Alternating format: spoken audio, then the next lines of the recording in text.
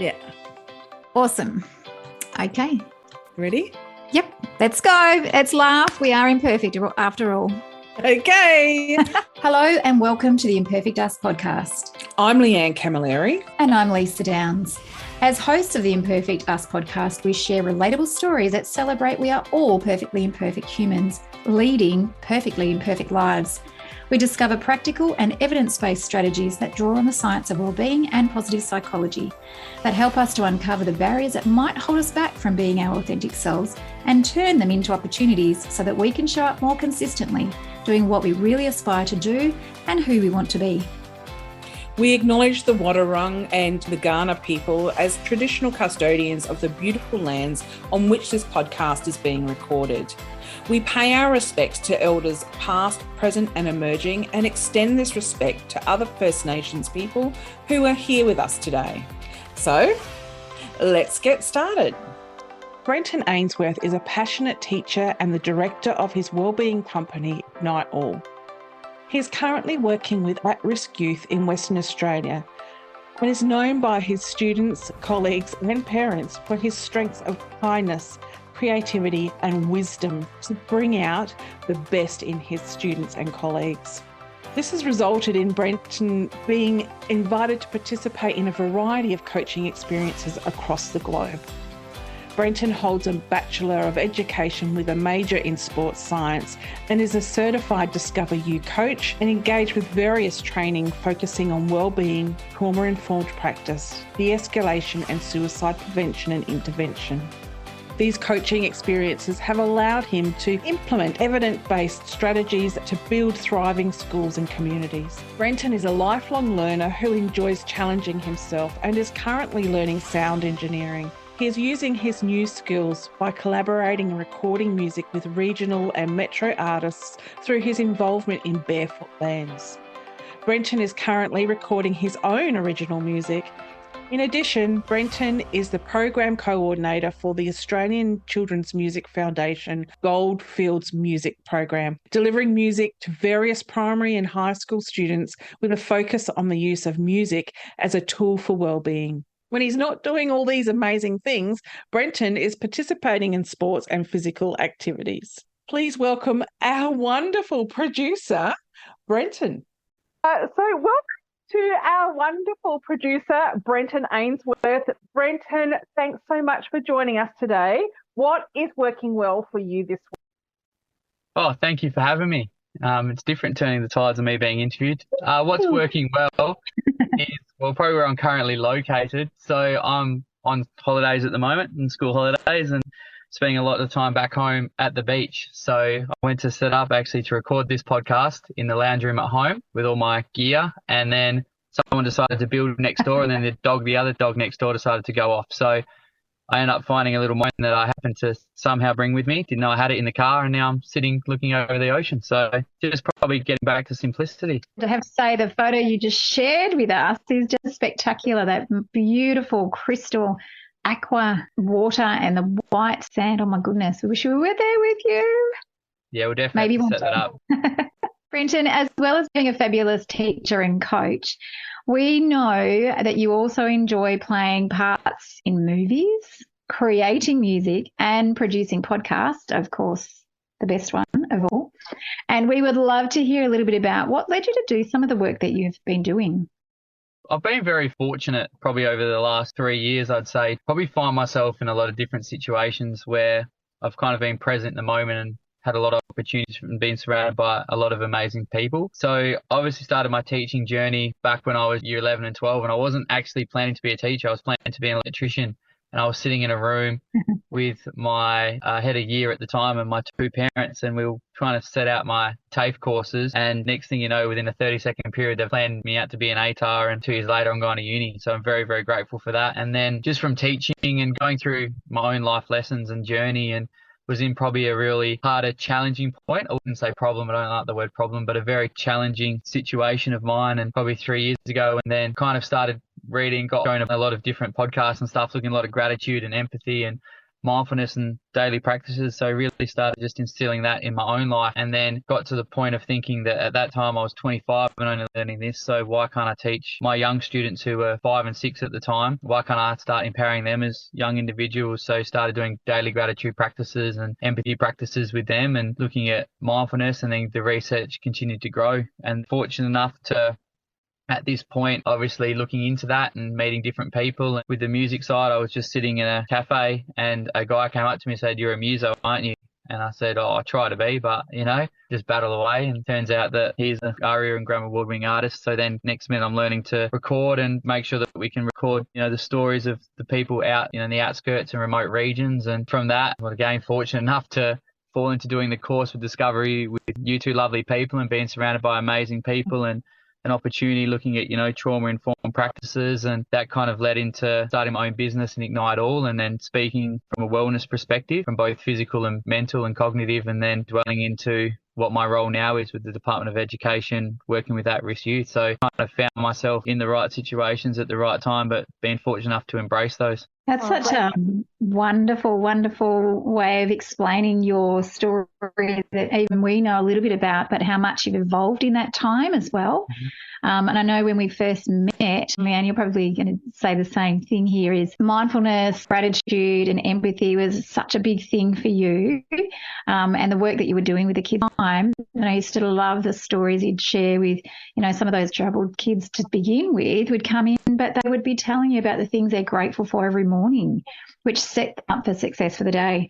So congratulations on that. And I love the story about meeting as, one person in a cafe who ended up being a massive influence to you. That's just fantastic. Yeah, I was very lucky. Brenton, I think that we love about you is that, you have such a deep wisdom, and we just, well, I know for one, I'm very grateful for that. And, it shines through, and, you really do live by that gratitude, empathy, and mindfulness. So, Brenton, we know that mindfulness, gratitude, and empathy is a really big part of who you are and the wonderful work that you do. Can you share with us how you bring these wellbeing concepts alive, and how you use them with at-risk youth? Yeah, of course. So looking at mindfulness, gratitude, empathy, and then also perspective with young youth, there's no real trick or secret story just because that they're at risk. To be fair, I literally just show them the daily practices that I do. I think that if you want someone to do something, you should be willing to do it yourself. If you want them to be vulnerable, you need to be vulnerable. Perspective and empathy and mindfulness, there's a lot of talk about it, but there's not. Some people don't have the understanding of how they can actually achieve that or participate in activities that achieve it, and perspective back to that present moment. For example, with gratitude, we do daily gratitude logs. So I do that with the teenagers I'm working with now. I've done it in the past with as young as 4 and 5-year-olds. We've got a lot of value doing it with year 2s and 3s as well, and coming to the point where they track what they're grateful for that day, and then also not putting it on a scale. So we don't go 1, 2, 3. So if a young kid comes in, he might, for example, say that he got a new bike or new toy. So that's what's on their mind currently. So that's what they're going to be grateful for. And they'll express that. But then they'll go, oh, yeah, and put family 3 or 4 or 5. So we don't label them with numbers. We just let them go 1, 1, 1, 1. Then say if they do put that bike toy ahead of their family, subconsciously they're not starting to believe that that's more important, that materialistic isn't more important. And it brings it back to that simplified version. And then expanding on that is the why. We talk about the power of yet and the power of why, but it's the purpose of why you do it. So you don't just say that you're grateful. For example, right now, I'm highly grateful to be home, but then the point is why. So being home is my mindfulness. It brings me back to where I need to be. It's for my self-care, which I can get very poor at. And I've done strategies to improve that, which we'll talk about later. But then also, how do we transfer this on? And that's where that empathy can come into it, because it's great that you're grateful, but how can we pass this on to someone else? Because when you focus on your gratitude, as we know, studies show that you're 7 times more likely to pick up on a negative than a positive. And this comes back from the Resilience Project. But you're 7 times more likely to pick up on a positive over a negative if you start practicing things like gratitude. And when you can show why you're grateful towards someone and then help pass that on, that also instills the selfish side of empathy, where we get that feeling of satisfaction satisfaction when we help other people. And it's important to remember that we don't need to help others who are in need. We can just help them for the sake of helping them. For example, a kid the other day, we're walking through Bunnings, and we've done a lot of work with his daily gratitude and empathy and mindfulness log. And a lady was from Bunnings, must have been having a really hard day, poor girl, and she just went, oh, another thing to do. And he walks past and goes, I hope your day gets better. I think it will. And the way that just changed her, and something so simple, and it sounds so simple, but because it comes from that empathetic side and that compassion side, it really drives home for her. And then he's seen her vulnerability. A young teenager has been vulnerable to express the empathy. Then he also felt better about himself. So it's that empathy can work both ways. And then obviously mindfulness practices. And when we're working with young children and youth, sometimes meditation it's a learnt skill. But to be honest, I did it for the first time again on Monday for weeks, and my brain was just drifting off, which is going to occur. But it's that recognizing the fact that it's drifting off means you're already on that step to succeeding it as well. And if you look at young youth, for example, sometimes we go for walk and talk, and that's a lot of the self-care strategy, and be out in nature. I know we've had previous guests talk about the importance of nature and simplifying things down, or some kids it'll be colouring, others it'll be listening, and we use music and in different frequencies to target different responses. And then also some people go running and training. To me, mindfulness doesn't need to be whatever, can calm you down and keep you in a calm state. It's about keeping whatever calms your mind down and whatever controls you can use to help yourself respond, not react. So when we're teaching all about our mindfulness and gratitude and empathy, we're really focused on what I do through my business is the difference between when we react and when we respond. So when we react, I'm a big believer that we let our emotions control our actions, which control your outcome, because you're not in that mindful state, you're not in that present state. And a lot of times you don't have that perspective. And it's not to say that they're negative emotions. I don't believe in negative emotions. You need to feel everything. I think it's more that there are challenging emotions. And they're not problems, they're challenges. And once we can realize that and identify the emotions, then we go to the risk, which is we let our mindset, that mindful state that we can be in, and we can bring ourselves back. We teach kids breathing techniques because there's a lot of times they don't want to be seen doing it, but where we can bring them straight back to that present moment, then they let that mindset control their emotions, which controls their actions, which controls their outcome. So not trying to teach them that, just be happy, practice gratitude, you'll be happy, practice mindfulness, you'll be fine.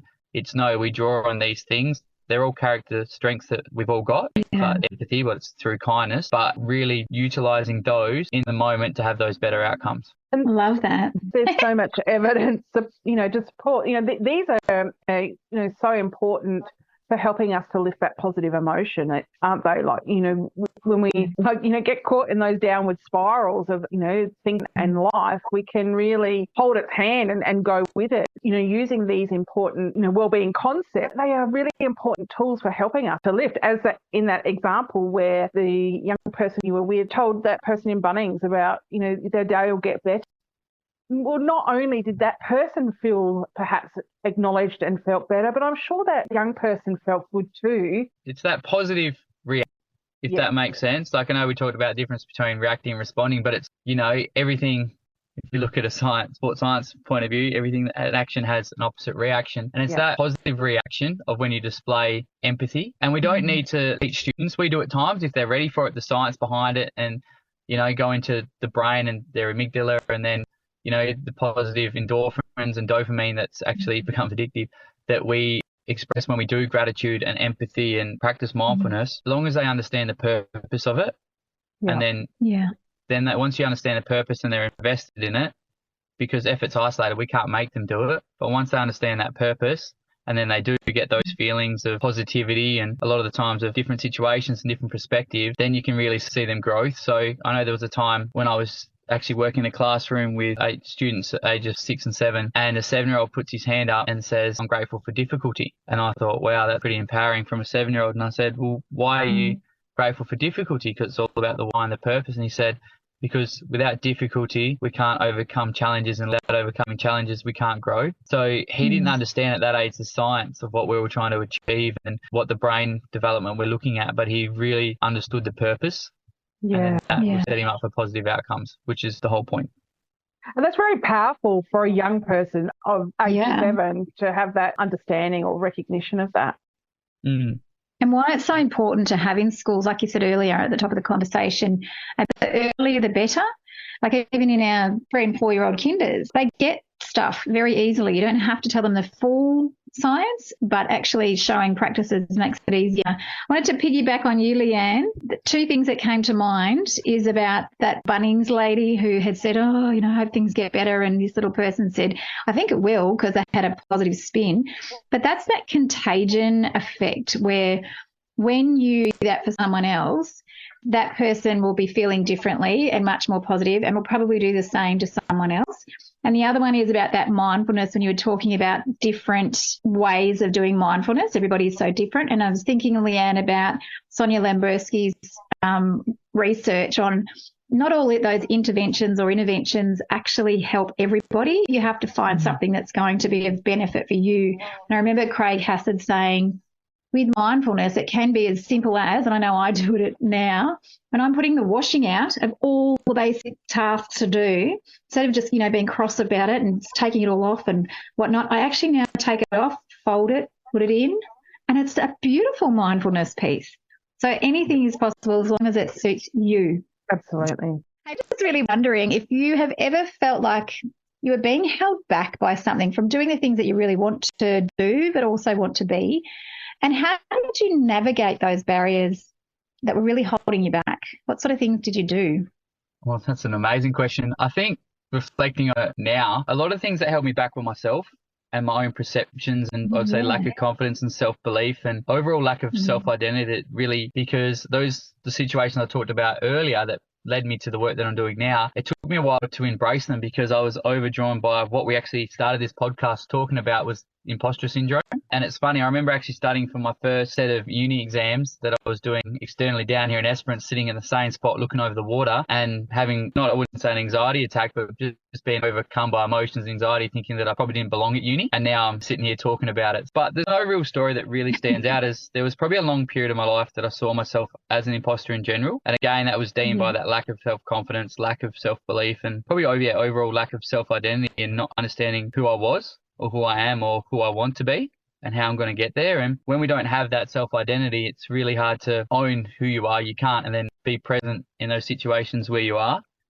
And this obviously led to various situations that probably didn't believe I had the knowledge or skills or even attributes to offer in these situations. And to be fair, it all started 3 years ago, but it hasn't probably been to the last 12 months where I've developed that sense of self-worth and confidence and identity. And it's still something that's, I think, we face and challenge daily and in different situations, hourly at times as well, depending where you are. And it's started to identify that and really embracing imposter syndrome, because I believe we will never escape it, and nor should we want to attempt to escape it, as it can offer that true growth when we start to really change our perspective and embrace it. So coming to your question about how I would offer advice probably to overcome it, probably highlight the situation. Within a 12 to 18 month period, I'd gone from I was just a young, inexperienced teacher to being invited in that small group that we were a part of, looking at student wellbeing and trauma-informed training, and that came all the way from the US with the individuals who, as you know, have published books, achieved masters in applied psychology, have a wealth of knowledge. And I believe that I was just some kid sitting there who's been teaching for 4 years. And then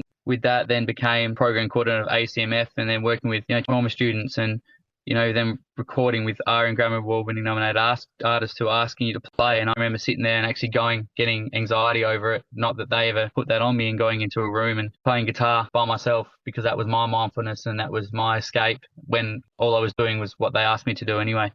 And then it was probably that time where I actually started clicking. I'm in all these amazing places that suit my interest and my hobbies and overall beliefs. And I was trying to escape my vulnerability instead of utilizing it as courage and embracing it. And I think if we even reflect back to perspective, its definition of vulnerability in it, which is what I believe imposter syndrome to be, and it's that vulnerability is that uncertainty, risk, probably the emotional exposure, but then focusing on that perspective that it's not a weakness, it's actually a measure of courage. And bravery and courage is something we all possess. It's a 24 character strength that we all possess. So it's something that I believe that we can really draw on. And because it was that form of anxiety as a fear of non-belonging, so I felt like I was holding myself back because I didn't belong. And I know that we teach our students a big part of what we do is courage, and that's focused on belonging. But you look at a lot of ancient traditions in different various cultures, and everything's that sense of belonging and having that sense of purpose. So really instilling in yourself that you belong there, because obviously we're sitting there going, I don't belong. It's the fear of being caught out, the fear of others discovering you, that you don't have those necessary skills or knowledge or understanding, or probably, in fact, for me, overall worthiness of being in that situation of mine. I know that anxiety has external factors, but when I started realizing that it was mainly controlled by my internal vulnerability, and we talk about vulnerability having that negative stigmatism towards it. However, we can change that perspective and you can change the outcome. So when you feel those emotions and experiences, those thoughts of imposter syndrome or I'm not good enough, I don't belong here, why am I even here, I don't know what I'm talking about, it's courage and bravery to acknowledge those vulnerable negative self-talk comments and feelings. And once you acknowledge it, you're halfway, you're probably 98% to be fair, of overcoming it, because it's that acknowledgement. No matter what you do, once you acknowledge it, you're close. It's taking those steps and really focusing on having the perspective to positive self-talk. And, you know, I can learn from this. There's a quote about never be the smartest person in the room because you can always learn. And then having that perspective that everyone's got something to offer, and that's yourself. So you're always where you are, where you need to be. And to me, overcoming it and having that self-journey was hard, and looking at it, and there was a lot of points where I had to talk to myself, and it's very easier said than done. And it was something that I was still struggling with probably 6 months ago. And like I said, 12 to 6 months ago. And then I was thinking, what am I trying to do? And I was trying to impact my life. And I've only shared this once before, which was last week. But we're trying to improve. You're trying to have a positive impact on your life. So I was like, well, let's actually unpack what impact means to me and how it can help me. And then I actually came up with an acronym which is based on the steps of how I can get myself out of these situations. Because when you're in them and you're feeling like you're not worthy, like we're talking about, we're trying to teach you respond, not react, but it's really hard when you're in that moment. So you've got to do a lot of, obviously, preemptive strategies, but when you're in that moment, you want to try and impact it and have a positive impact on it. So I would look at I as identify the challenge, so not the problem. And like we said, we change that perspective. No, people don't want to face problems, but they want to overcome challenges. So you change that to identify the challenge. So for me, it was 100%. I didn't feel like I belonged here. Give me anxiety. And then Anne would be make the change. So what do I need to do to make the change? And you've got to take those steps. It's all right highlighting it, but all you got to do is take the steps. How do you climb Mount Everest? How do you get in a job interview? You take the steps. How do you build an IKEA furniture set? You go through and read the steps and take the steps. Everything we need to do to succeed is about taking those steps. And then P is persevere and persist, because you're not going to change it straight away, and it's going to be hard. For example, looking at one kid the other day, he got invited to go away and play for sport, but he felt like he didn't belong. He hasn't trained hard enough. So I said, well, you need to keep persevering with your training. You need to keep persisting. It's all right writing gratitude once or twice, and if that's all you do, that's amazing. It's better than none. However, you got to be persistent with it and persevere through it. And then A would be acknowledge your progress. You've got to reflect back, and don't sit back there, but celebrate your wins, and that comes into the next one. But then acknowledge your progress. So, all right, I've done gratitude for 5 days now, but also thinking to the next point, which is compassion. See, you might go, don't think, oh, all right, I've only days this week. I didn't do it Saturday, Sunday. I missed 2 days. Well, you didn't. You've done 5 more days of it than you would have done 5 weeks ago. So be compassionate to yourself and show yourself self-care. And then the T is transfer to others. So we talked about the effect that empathy has on ourselves and on other individuals. But one thing that I actually learned this year and was told by someone I was helping do a podcast is that this all helps you, to succeed in those moments. But there's a big difference between success and significance. And I would rather have significance over success. So success is doing well in life, whereas significance is helping other people succeed in life. Success is what happens in you, whereas significance is what happens through you. So it's all about transferring them on. Again, as simple as those daily gratitude, self-compassion, empathy, and mindfulness practices. I love that. I really love that. Oh, we do the same, Leanne and I. I think that impact acronym that you've created is fantastic and interesting. As you were doing the C, when you talked about compassion. I instinctively wrote down celebrate, because what came up a little bit earlier, and it's in your A for acknowledge your progress. Leanne and I were talking about this a long while ago. Leanne, you'll laugh at this, the acknowledged or the accomplishment map. Because too often our brains are wired for negativity, to tell us that we're hopeless at a whole lot of things. It doesn't matter who you are, it's common humanity and part of Kristen Neff's work. And we talked a lot about, like when I hear Leanne, if Leanne chats with me and says, oh, I can't do this, I can't do that, I can't do that. And I go, well, actually, let me tell you, yes, you can. And we talk about all the accomplished and all the good things. And I'm the same, we're all the same. But for you, in your story, when you were sharing about all the things that you felt that you weren't worthy and whatnot, from our perspective, when we first met, and, you know, you might say that you were the youngest one in the crowd, by the way, but we were in awe of you, of the things you were accomplishing back then. But often we forget to talk about what is going really well in our lives and how proud of it. And often that comes with age when you start to think, oh, actually, I have done this. But sometimes we have to force ourselves, what are the things that I'm doing really well in? Because we don't acknowledge it enough and we don't celebrate it enough. And we don't celebrate that small successes. And that's something that I did reflect on when I looked at the questions, was not once did anyone, like in the studio with those amazing artists, in the room and chats with you guys early in the morning, or in school, all these things I was doing, not once did, or training or whatever, no one actually made me feel like that. And that was because I wasn't actually celebrating those small successes. And that's why, like you're saying, so many times we say we're focused on this goal, saying this is where we want to be, but then we don't set those small targets to help us achieve them. But then when we do, we even don't celebrate those small successes, which will go a long way to that positive outcome and aspects, I suppose. It's turning down that dial on the negative conversation that keeps coming up and dialing up, well, what would someone else say? So a kind of friend or whatever it might be. And often when you do that and you actually spend that time talking about all the things you're doing well, it's surprising. Like it's just, there's moral goodness in our world, which is why you know that with the research in gratitude. It's always there. But, you know, you've done incredible things and I'm still in awe of you. Always will be. Thank you. But yeah, it was all on me. I think that the important piece that you mentioned as you went through that, I think, is that perspective taking.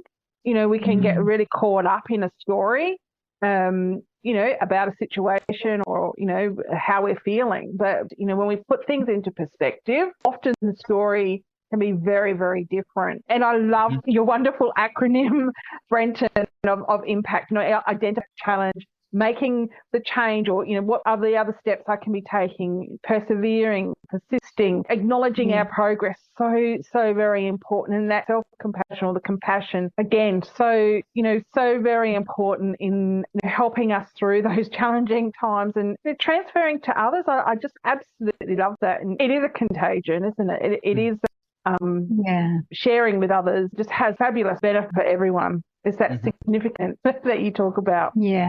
And the thing too, like you talk about perspective, is stepping back and looking through multiple lenses. But one way I actually had to explain it to students once is I got a card. I think I only had like the letter A or something. It was a sound card. And I held it probably a meter away and I said, what can you see on it? And it says the letter A. And then you hold it up to their eye and what do you see? And he goes, just black dots. We went outside and I stood 30 metres away and what do you see? He says, just see a card. You can't see what's on it. And then we went in and I said, well, what's the right perspective to have? And they said, oh, the one we could see was an A. I said, no, because the card never changed. So it's changing the lens that you're looking at. It's still the same thing. It's just a different point of view of looking, and that helps that transfer to other people. You know, again, it's a 24 character strength that we've all got. Oh, it is a beautiful. Yeah. Now, Brenton, we are really curious to hear about the wonderful work that you've been doing to build wellbeing through Nick in schools. And we'd really love to hear more about that. Yeah, well, that all started as well through meeting those people that I met through the music. And I met another guy called Brenton, who's like the older version of me, which is so funny. But what he's taught me in life's been phenomenal. And he started a thing called Barefoot Bands. And it's been pretty quiet, and it's only recently started getting a lot more well known from things that we're doing, or we're actually fortunate to have Coldplay donate us tickets to auction off when they're here in Perth to help us with remote and regional recording. But it's all about well-being through music and using music as that outlet. And it all started, I'm sure Brenton won't mind me sharing the story, is he was in a remote town living and working in the goldfields. Where we were all based at the time, and he was working with an elder on some music the night before, and then unfortunately the elder went and committed later that night. Gosh. And then he thought, this is happening all too often, we need to do something about this. And he said at that stage his strength was music, and he knew that listening and playing music's the only known activity that stimulates every part of the brain, so we need to do something here. So we started remote and regional recording, because there's so many amazing stories out there that we don't get to hear and that they don't get to put down. It doesn't give them something to work through. So they started studios, and there was 3 of them, and looking at going out to remote communities near the border and probably halfway between you and I, to be honest, Leanne, and just working with them in getting their music down, their story, sharing with them, and just giving them the opportunity, especially cost-wise. There's a lot of times where it's cost too much or it's too big for them to get to the city and a lot of things. And then that just adds extra pressure. And if you can't display your creativity, especially when you're a high person, then your well-being is going to disintegrate. And then from that, I was offered the opportunity to work with the Australian Children's Music Foundation, creating a program, a Goldwood's music program. And what actually enticed me was they said, yeah, we want them to learn music and teach them, but it's all about them using it as well-being and giving them the outlet. So working with disadvantaged kids to do that. And when they have nowhere to go, it gives them that sense of achievement and purpose when they can self-develop and grow. And if you film them from the start and then you film them weeks later and looking at their progress and teaching them goal setting and how we can use music. And a lot of people don't know that a lot of music's recorded in what we call 442 hertz, but mindfulness and meditation music is in 432, which a lot of didgeridoos and things are. So that actually stimulates healing in essence as well. And so the whole aim of everything we do, so with adults and kids and throughout the state now, and helping them, giving them the opportunity to perform and show what they can do and record their stories and their talent, and a lot of the times even help heritage their culture, because we've done a lot of dreamings and things like that. And everything we've kind of been about is, why do we engage in music? And we're talking, it's not because we expect them to, major in music or, be these amazing artists, or because we expect them to play and sing their whole life and all the time. And also, in essence, not so they can relax at times, but so they can be human and be themselves. So that's something that we've really tried to instill, and it's been a really good journey. Sounds so beautiful. I was thinking exactly the same thing. And one thing that has stood out for me for a little while, just with the work we've been doing at our school in that field as well, is that they felt part of that process, that you're actually acknowledging the strengths that they have. Does that make sense? And then you're also amplifying that for them. That just must be such a beautiful feeling for them, that people have actually made an effort to actually bring some of those stories alive that they have. That would just be awesome feeling for them. It is, and I think that's also where we talk about, that empathy being a two-way street, and it makes you feel good about yourself on that selfish side of empathy, which is a positive thing. But then also I found that it gives a lot of self-identity, which is what they're missing. Even we work with a school, and we're fortunate enough to have elders in and, get them to, they actually sung We're Australian in language and shared that. We don't say perform, shared that at NAIDOC Day. And just to see them have that sense of pride and probably real self-identity of where they're from and who they are, and being able to embrace and something that's pretty positive to watch. Is there a place where people could actually find out more about that program, and also maybe recordings? Like, are they putting recording on? Yeah, so if you go, a lot of it will be on or through the social medias and stuff of Australian Children's Music Foundation for those work that we do with them in partnership in schools and things like that. But for the barefoot side, we're being pretty, as I have as well, pretty lazy. And only really amped up the social media stuff now. But if you go on Facebook and type barefoot bands, you'll see a logo. Yeah, so if you look at the Facebook and on the socials, you'll be able to find them. Oh, I can't wait to find out. I just think hearing those stories from different perspectives is such an important thing to do, particularly with our Australian Indigenous communities. I just think that the more we know, the better connected we'll be. Yeah, for sure. We could talk about this forever, and maybe we will another time. Hey, Brenton, I was just wondering, we would really love to know if you have a book or a podcast, TED Talk, any resource that you might like to recommend to our listeners today based on a lot of the things that you've been talking about. Oh, most definitely. I think a lot of them that are pretty present in my mind that I've been flowing through and between lately, book-wise, would be The Power of Now and embracing and acknowledging where you are. And that really comes back to that responding and not reacting and shutting down that imposter. So that's by Eckhart Tolle, very well-known book. Another one that I read recently about well-being would be Ikigai, and you can also listen to it. It's on YouTube and everything, and it talks about a lot about that simplicity and what to eat and having a purpose, and all based on longevity. But so if you're living a long life, you're living a pretty healthy life, both mentally and physically. So be looking at Ikigai. Another one my brother actually gave to me is called Think Like a Monk as well. Yeah, too. Yeah, it's amazing, isn't it? And then I'm just trying to remember who that's by. I can picture him. It's Ryan, no? Oh, I've lost it as well. Yeah, he used to be a monk. Yeah, he did. He's really well known. Yeah, amazing book. again, all Yeah, about, that's got a lot of mindfulness tips and tricks and overcoming your negative thoughts throughout it. Yeah, And he's got you, which would you'd like is on the Calm app, I should say. He has a big show on it and he has heaps of stuff on there. So that's just for you. Amazing. And another one I watched on the plane the other day was The Call to Courage by Brene Brown, which is actually on Netflix, which is all about embracing that courage and bravery but utilizing your vulnerability as a positive thing, which is something I think we can all achieve. That TED Talk, the Netflix one, it has so many different wonderful stories that she shares. And she's so real, which, anyone could listen to that and gain so much out of it. Yeah, again, it's all about the purpose, not about the science. That Think Like a Monk, is that Jay Shetty? Yes, that's it. That's it, yeah, yes. That's it. Yeah. Can't let it forget. I knew it started with a J, but that's all I had. I knew it was something. Brenton, as we come to the end of our wonderful discussion with you, and I always love when we come together that we always learn something new about you, Brenton. We are so proud of you. Thank you. Very proud.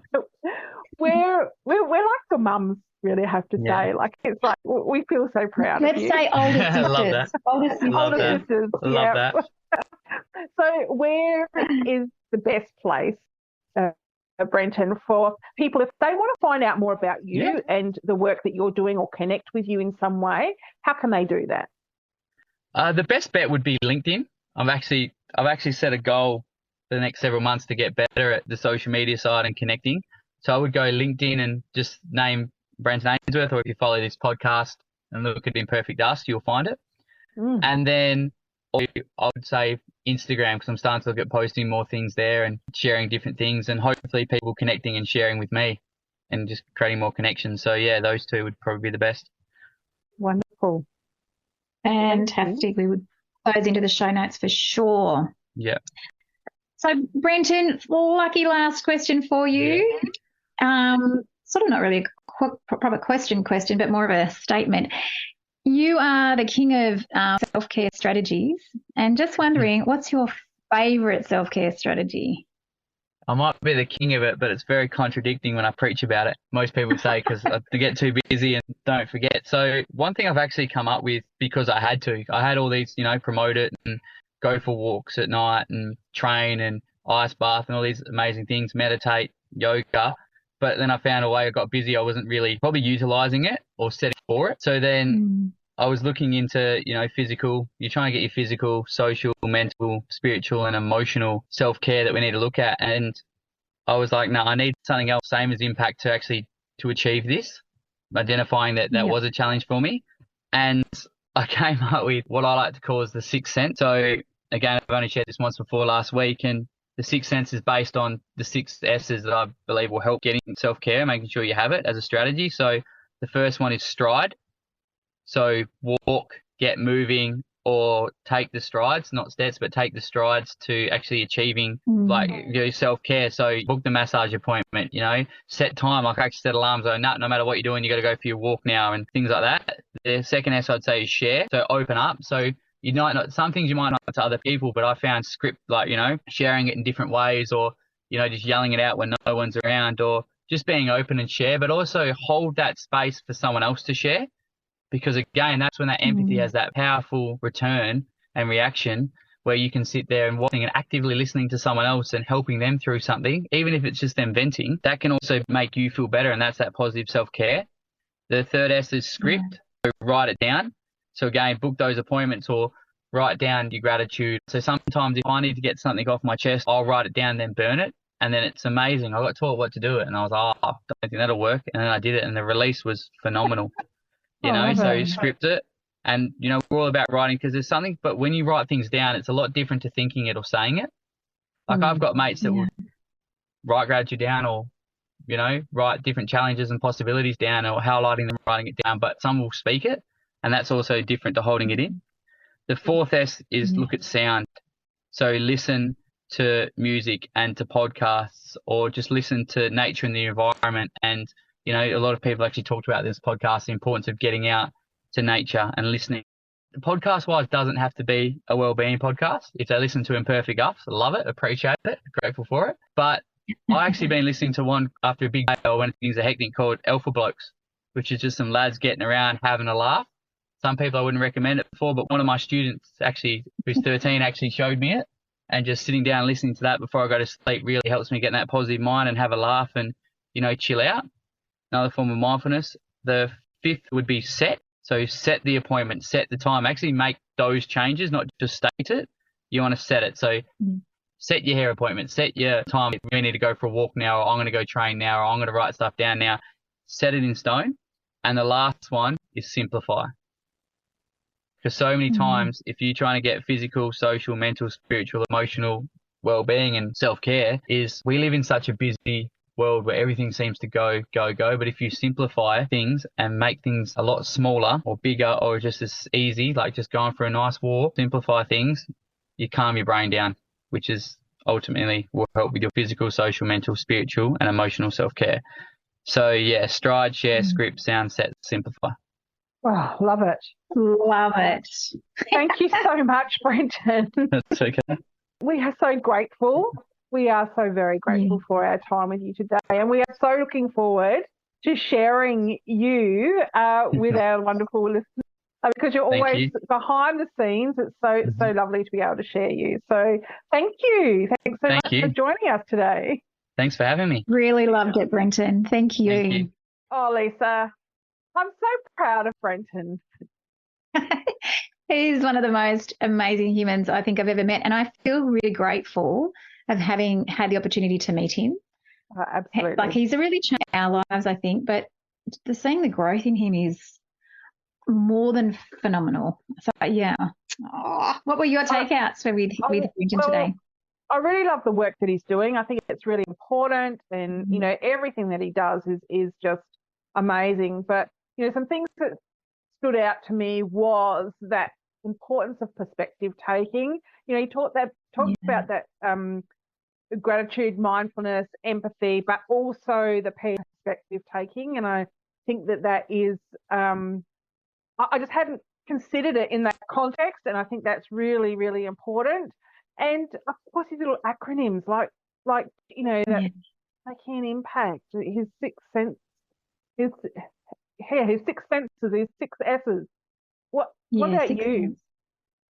I think all of those, and we've known for a long time about his empathy, mindfulness and gratitude, but I think he has been applying all of the things that he learned himself to be able to support others. So whether it's youth at risk or not. So he's identified that there is that niche for him to be able to share what he has learned in the journey and gain respect from those communities that he's working with. And I think when he was talking about that he hadn't acknowledged his achievements and it was more about, the negative bias that keeps coming in, those automatic, those ants that we call from Susie, those automatic negative thoughts, kept thinking that he had no ability, no talent, no strengths, all of these things, but yet he was achieving that. And the fact that he then turned that on its head and flipped it into looking for what's good and what's possible and what he's achieving has then flipped his mind, said, I guess, of how I can actually have more of an impact with others to do the same. Because if I'm actually learning this later in life, why can't we do that with younger students? Don't have to go through that process, but learn the process. Yeah, so I think that's for me about, and him, one of the other takeaways I had was that passing it on, so that when we've got that gratitude, that empathy, it's not just about ourselves. We do have to do that inner work for ourselves to find out where we're at and where our thinking is going. But when we know that we can be grateful and share that with others or use these wellbeing concepts in different ways, sharing it with others so that it has an impact on people, which then affects other people, and that contagion effect continues and then ripples across the world.